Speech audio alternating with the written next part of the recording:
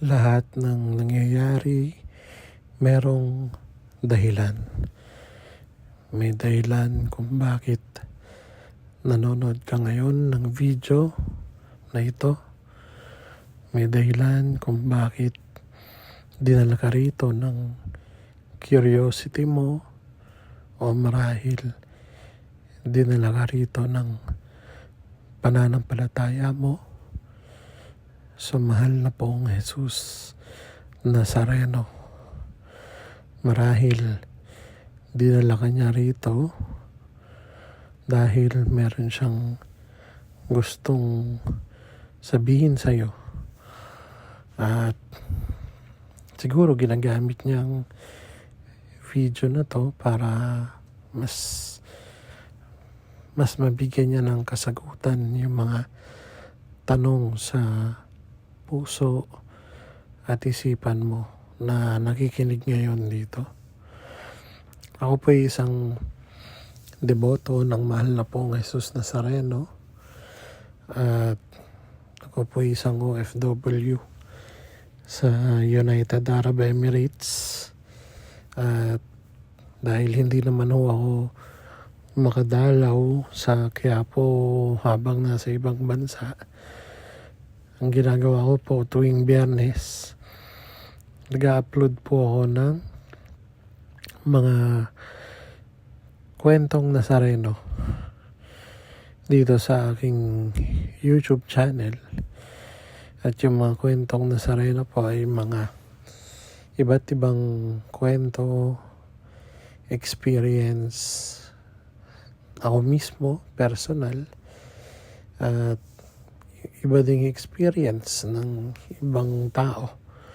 So basically, yung mga pagpapatotoo at pagbibigay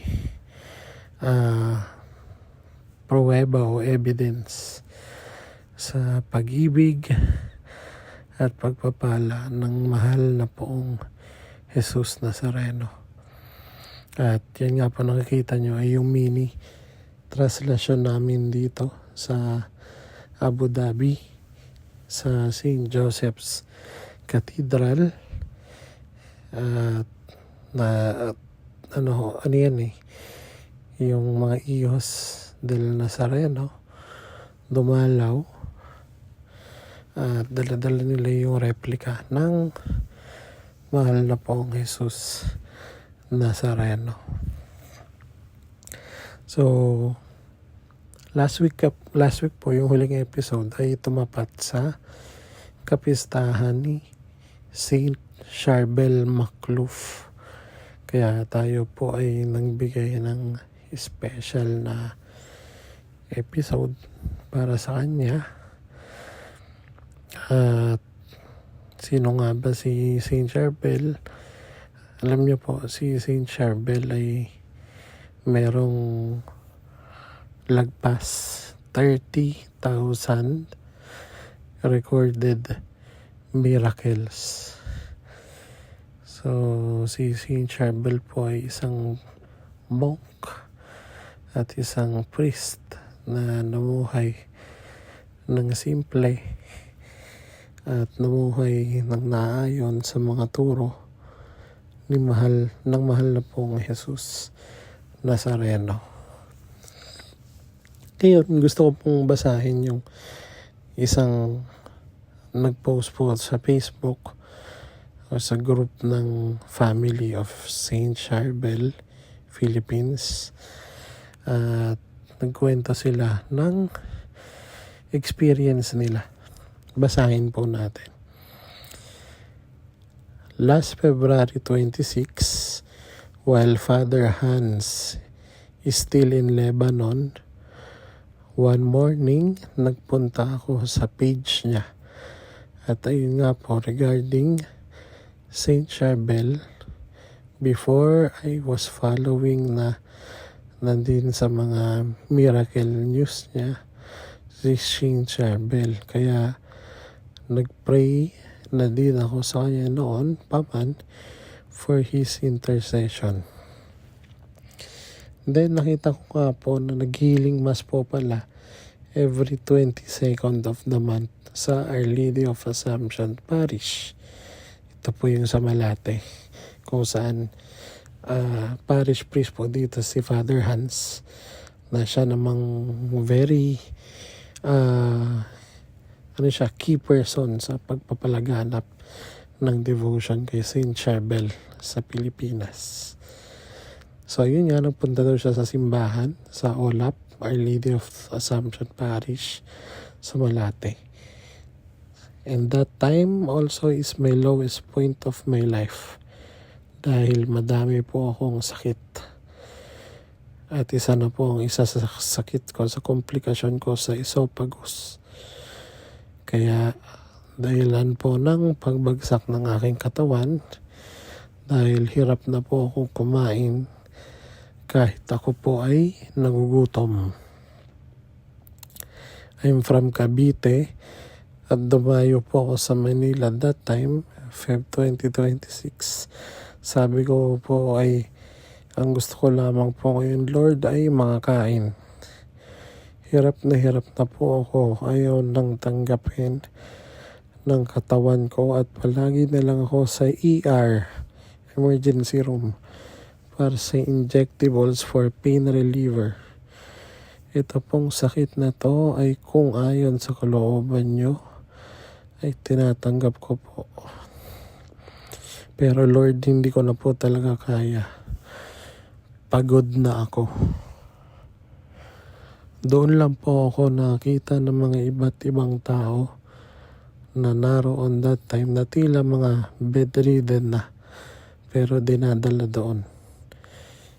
Kaya naman sabi ko sa isip ko, kahit noon pa man sa mga nakikita ko na miracles nga, kahit malalang sakit ay pagpinayagan ni Lord ay gumagaling sa pamamagitan ng panalangin ni Saint Charbel. At ayun nga, hindi ko akalain na makakakita ko personal talaga ng mga ganong eksena. Then after po sa healing mass at napahiran ako ng oil, uminit muli ang tiyan ko at nagugutom na ako. Sabi ko po sa kasama ko, tara sa McDo. Lakarin na lang natin kahit dahan-dahan. Kahit hindi ko maubos, okay lang naman. Ganun naman palagi. Then after po sa unang lunok ko hanggang sa pangatlo ng kanin, naiyak po ako doon. Kahit nakakahiya na may nakakita na naluha ako habang kumakain, kasi po yan po ang unang beses muli na nakakain ako ng wala nararamdaman na sakit habang lumulunok sa pagkain. Kaya sabi ko sa Diyos, salamat. At kay Saint Charbel, salamat din. Sobra. Kasi ang dami ko po nasasayang na pagkain. Ito po isang rice, mauubos ko na. Mukhang hindi po masasayang ang pagkain ko ngayon. Nagugutom na po kasi talaga ako. Ngayon lang po ulit ako makakaramdam ng mabusog at makarami ng pagkain na hindi dumadaing gaano. Kaya nung dumating si Father Hans at na-venerate ang relic po ni Saint Charbel, ang unang dating po niya, grabe yung dami ng tao. Pero kahit nahihilo na ako, pati kasama ko, hindi po kami umalis. Lalo na nung malapit na sana, hindi po kami umalis, lalo na po nung tapos biglang nag-announce na 7 p.m. na lang or 8 p.m. na lang ulit ang pag-resume kasi nga ay may misa na. Kahit nalungkot ako at kasama ko na may sakit din, kasi nagsama din po ako ng mayroon din karamdaman dahil kinuwento ko po yung nangyari sa akin na on the spot miracle. Sabi ko na lang po, Lord, ang lapit ko na, pang-apat na tao na lang yata ako. Ako na, tapos tila tinatapos na. Okay lang po. Uuwi na lang po kami kasi sabi ni Father Hans, sa susunod naman is meron ulit. Babalik na lamang po kami pag talagang hindi na po kaya ng hilo at hindi na namin mahihintay yung 7 p.m. So, kumbaga naano na sila. Medyo nawala na ng pag-asa, pagod na rin. Kaya sumusuko na sila dun sa pila. Balik na lang daw sila. Nagulat po kami nang nag-announce na sa gilid na lang daw pumila lahat ng naghihintay pa. Kaya masaya po kami dahil pakiramdam ko po din mawawalan na din ako ng malay. Ang nasa isip ko ay nasa bahay ako ng Diyos.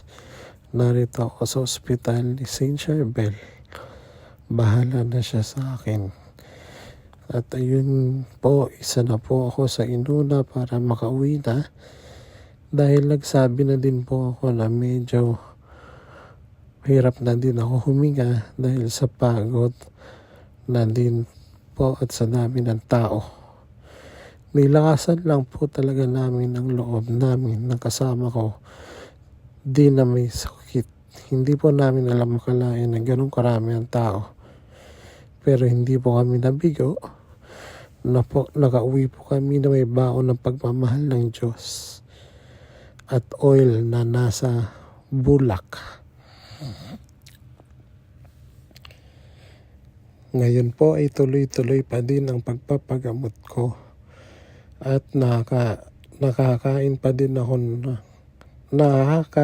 po ako ng maayos kahit pa unti-unti nang hindi gaano nang nasasaktan. Galing din po ako last July 24 sa feast day para magpasalamat. Para po ipagdasal din ng aking mga magulang na may sakit. Isa na din po ang nanay ko na may mga kidney stones at bukol. Alam po ng Diyos na wala po kaming pera pampa-opera kung ma-opera siya. Kaya kahit po online mas novena ay kinumpleto ko po. Sa day 4 ng novena, nag-message po ang nanay ko na sabi ng nanay ko, anak, yung resulta ng ultrasound sabi may pagbabago at unti-unti lumiliit na yung mga bukol at stone sa kidney. Sana ituloy-tuloy na para hindi na ako masaktan kasi masakit talaga. Kaya naiyak po ako niyan at nagpasalamat.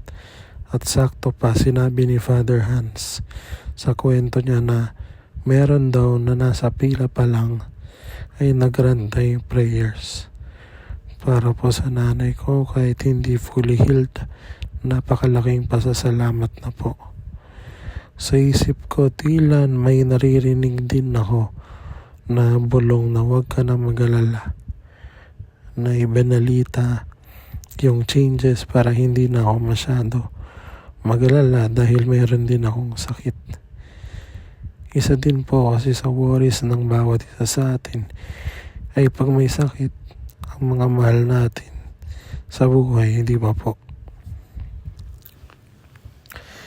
Sobrang salamat po Lord sa buhay na ibinigay nyo kay St. Charbel na after niya mamatay ay gagamitin nyo pala siyang instrumento para makatulong sa mga nangangailangan talaga. Hinubog nyo po siya sa habang siya ay nabubuhay na yung nag-aral na tularan po siya na kahit wala nakakita ng kabutihan na ginagawa ng tao o yung hindi naman kailangan ipakita pa sa iba na may tinutulungan ka para lang patunayan na mabuti ang tao. Nawa po ay tulungan niyo kami matularan si Saint Charbel. Salamat po. Sana po ay gumaling na lahat ng may sakit at matulungan lahat ng kahit po ang hindi kilala si Saint Charbel. Lahat po ng hingit na nangangailangan ng tulong ng Diyos. Salamat po. So, ayun yung post niya. Ang kanyang pagpapatotoo sa mga himala ni Saint Charbel Makhlouf, isang priest sa Lebanon. Kaya kung kayo po ay taga Lebanon, sana po madalaw nyo yung puntod niya. Kasi recently, dinalaw siya ni Pope Leo. At siya po yung first Pope na dumalaw sa puntod ni Saint Charbel Makhlouf. Kaya kabayan, kung ikaw ay may chance din na makakapunta, sana mapuntahan mo rin. Ako rin, gusto ko rin mapuntahan. Ngayon, medyo hindi pa maganda yung lagay. Dahil alam niyo naman, meron pang gera, meron pang regional conflict. Kaya hintay-hintay lang tayo kung kailan magiging maayos ang lahat-lahat. Isama na lang natin sa mga dasal natin yung mga directly affected ng gera at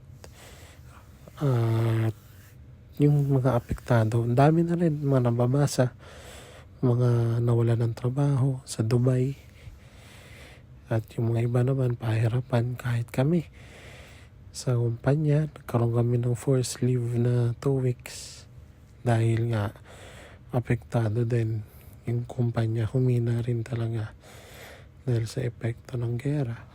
Dahil ako po yung trabaho ko po kasi, ako po yung nasa aviation industry. Siyempre, apektado rin kapag yung turismo bumabagsak. Apektado rin kami. Pero lahat, pinapagpasa Diyos ko na lang. Humihingi na lang din ako ng tulong sa intercession ni Saint Charbel, Saint Jude, Saint Padre Pio, Saint Benedict, San Miguel Arcangel, at syempre sa ating pinakamamahal na mahal na pong Jesus Nazareno, na hindi tayo pinapabayaan kahit anumang mangyari.